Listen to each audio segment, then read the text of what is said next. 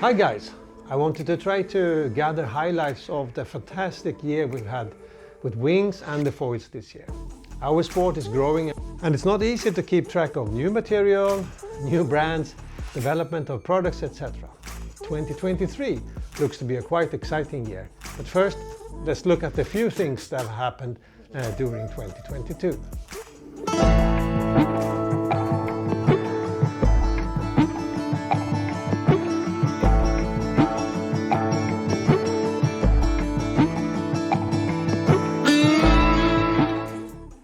Wingfoiling is marching around the world in an even faster pace. I declare it is now formally unstoppable.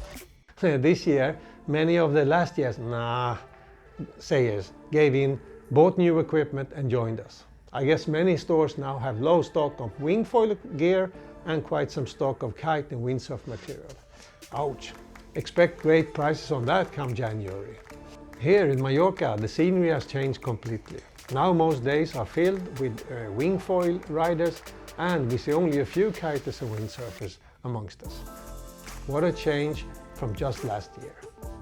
I bet where you ride, you had similar experience. Let me know in the comments below what your experiences are. So, what happened in 2022? The first thing that comes to my mind is the success of the Duotone wings, both the unit and the D-Lab. This year we saw an introduction of the new Alula fabric, lighter, stronger. Even with a hefty price tag, it was suddenly in every man's hands. I talked with many riders and they were firmly saying, no, I won't buy it, it's too expensive. And after trying it, they had one the next day. And another one after that. They are just that good. A step up in material, a step up in construction and a step up in performance. Have you tried one? If not, go on and give it a try. It is an impressive wing. I did try one and you can see my thoughts and impressions in the video I did about the Unit D-Lab, link in the description. Now if you find this video interesting, give it a like to let me know. If you want to see new videos released from my channel, click on the subscribe button. And you can also share the video to friends. Be an influencer, you too. Do you want to see more videos about wingfoil? Head over to my channel wingfoil_Mallorca after you've seen this video. I have about 60 more videos there for you to check out. There's a lot of valuable information in the videos. Have fun and let me know what you think. When we are on the topic of wings, what next comes to my mind is the move to rigid handles. What a great sensation it is to ride with rigid handles instead of soft ones. I'm really happy with this progression. We saw a few brands release wings with rigid handles and they were received very well. One brand did something new, Vayu, with a unique strut construction. Ensis launched a top spin with a boom or rigid handles. There were others. I've even seen riders locally here changing the soft handles to rigid ones. I predict the transformation to rigid handles will continue in 2023 for many more brands. What is your take on this? A few words about the Vayu wings that I have ridden extensively this year. The construction is different regarding the strut, but it is a construction that works really well. Handles are very flush along the strut and you have great access to them through the cutout in the strut. The power and handling of the Vayu Aura especially is really great. Try one, you might like it. Vayu is a brand that are here to stay simply because they make great wings. See the reviews I have done of the Vayu wings, version 2, 5.5, Vayu Aura 5 and the Vayu Aura 6. There's links in the description below. Then we had the big letdown in the wings this year, the bagging of the canopy. In wings used frequently, we have seen the material stretch too much, deforming the wing and the power severely decreased. This is a problem across many brands and could be a warranty issue if you read the fine print of what the warranty covers. In essence, in 2023 we will see most brands incorporating stiffer, stronger material in the canopy, material that will not stretch. I just saw Ensis launching a Score limited edition with Hokipa material in the frame and stiff and strong X-ply material in the canopy. New and exciting material in the wings were previewed this year at the AWSI 2023 in Hood River, the trade show, like Aries X. Canopy material. It's 40% lighter. It's 3 times better UV resistant, and it doesn't stretch. Keeper from starboard, which was developed in conjunction with Challenge Sailcloth. The Hookkeeper fabric is an ultra PE material that is 15 times stronger than steel and 2 times lighter than carbon fiber. And weave from North, just to mention a few. Effectively, N-weave is a UPE material, but it's approximately 3 times stiffer than a standard Dacron. It also happens to be 40% lighter. We are looking at an extremely fast progression of the material, especially the wings. It is normal evolution as use and experience of the products gets real world tested. And what didn't work will be made better. But this would likely make them more expensive. I'll put a link to my review of the Duotone D-Lab and the new wing material presented at the AWSI trade show that went along in Hood River this year. Description below. The world of racing exploded this year.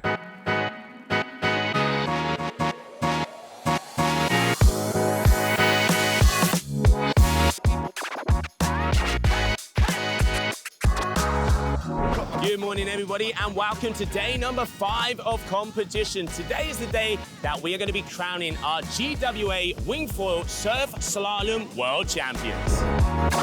So many new competitions, locally, internationally, were held this year.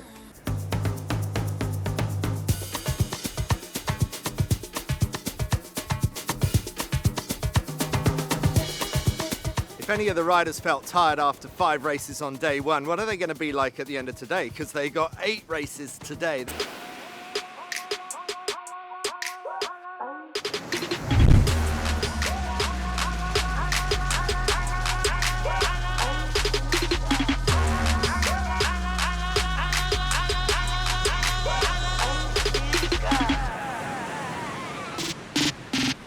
The governing organization GWA, Global Wing Sport Association, that does surf freestyle and surf slalom, and IWSA, International Wing Sport Association, that does wingfoil racing, are the leading leagues internationally.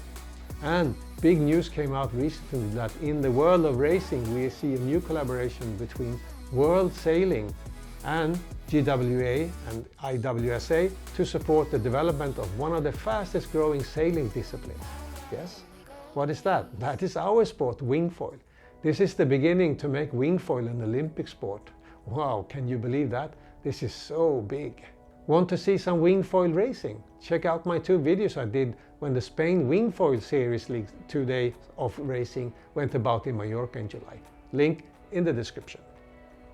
The wingfoil sport development is branching out in different disciplines in respect of rider interest, and the material follows suit. We saw that even clearer during this year. You want to do dog start? Get a very little board and a very big foil. Dog start is getting more and more popular for days with little wind. New records for longest ride have been set several times during the year.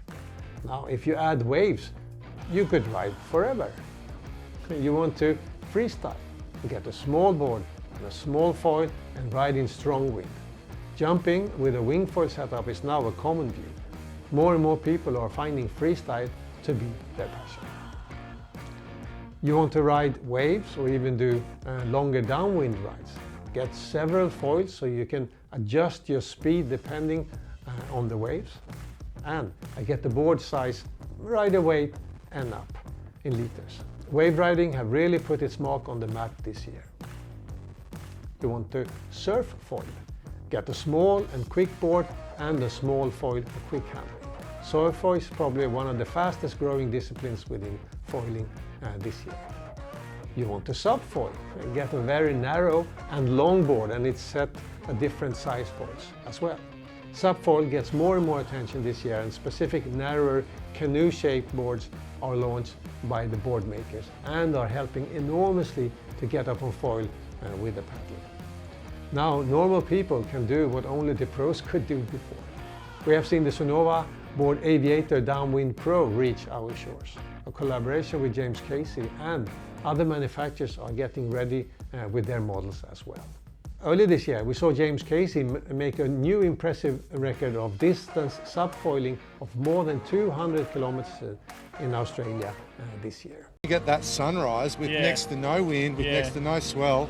I thought you weren't even going to get up on the foil at first, but mate, you powered straight up first attempt. Yeah, I had a few messages from friends who foil, like, you're crazy going tomorrow, you know, doesn't look like there's any wind, and I know what I'm capable of, and basically that forecast for me was always going to be tough in the morning, but I was confident the wind was going to come through around 8:39, and it pretty much did. Beautiful. And as the day evolved, mate, it's sort of, number one, the forecast was saying maybe 15 knots max, but we were at 15 knots by 9 a.m. Yeah, pretty much. And then the swell started to build. Yeah.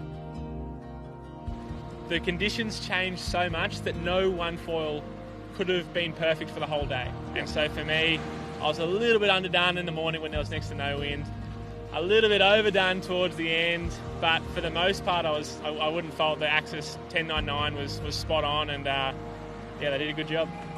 Wouldn't you agree that these are some seriously fun things we can do with the foil, right? More about gear. Regarding boards, board shapes were fine-tuned, and more boards are made out of carbon boards. We have seen many riders going smaller and smaller. We also saw a change in some boards designed to work better with the high aspect foils that requires more board speed before takeoff. But also, this was a year with some board breaking as well. Now, why is that? Well, jumping puts a lot of pressure on the board. A lot of stress comes from the foil, it's there too. Extensive use of the material and a lot of sun exposure. All of that weakens the material. The upside is that this leads to an evolution of material and construction that are stiffer, stronger. It's a bit like with the windsurf board evolution. All great stuff, of course. The downside is new and stronger gear will have a higher price. Is windfoiling becoming an expensive sport? Let me know what you think in the comments below.